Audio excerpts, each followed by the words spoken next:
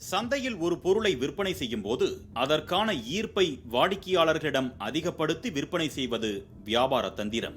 குறிப்பாக உடல் நலத்தை அதிகப்படுத்துவது போலவோ, இளமையை நீடிக்க வைப்பது, ஆண்மையை அதிகரிப்பது போன்ற காரணங்களை கூறி விற்கப்படும் கண்ணாடி துண்டுகளும் வைரத்தின் அளவுக்கு மதிப்பு அதிகரிக்கும்.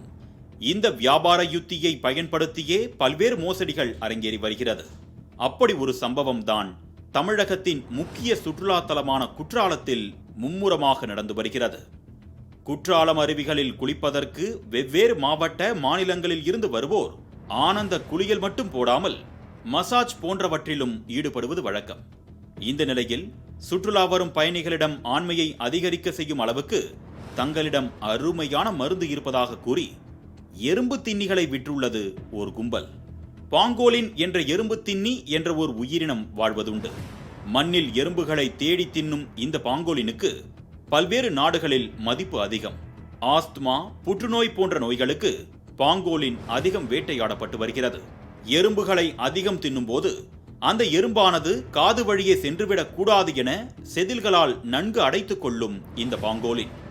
ஆனால் பாங்கோலினின் செதில்களை பொடியாக்கி சாப்பிட்டால் ஆண்மை பெருகும் என்று கூறி விற்பனையில் இறங்கியுள்ளனர். குற்றாலம் மெயின் அருவி அருகே ஜோராக நடைபெற்று வந்த இந்த வியாபாரம் குறித்து அறிந்த குற்றாலம் வனத்துறையினர் எறும்பு தின்னி செதில்களை விற்பனை செய்த ராமர், சின்ராசு, அந்தோணி ஆகிய 3 பேரை கைது செய்தனர். சுற்றுலா தலமான குற்றாலத்தில் ஆண்மையை அதிகரிப்பதற்காக நடைபெற்ற இந்த எறும்பு தின்னி செதில் விற்பனை சம்பவம் வன உயிரின ஆர்வலர்கள் மத்தியில் பெரும் அதிர்ச்சியை ஏற்படுத்தியுள்ளது குறிப்பிடத்தக்கது.